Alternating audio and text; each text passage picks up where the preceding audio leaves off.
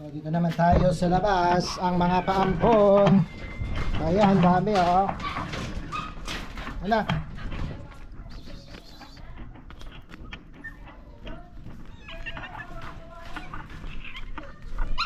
Madilim.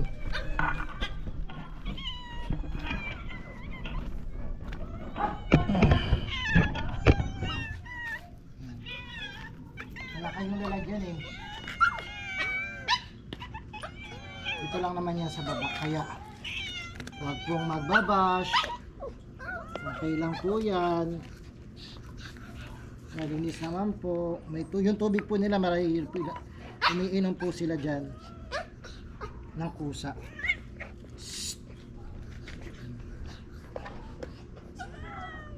Ayan, dami na yan ha. Ikaw. So,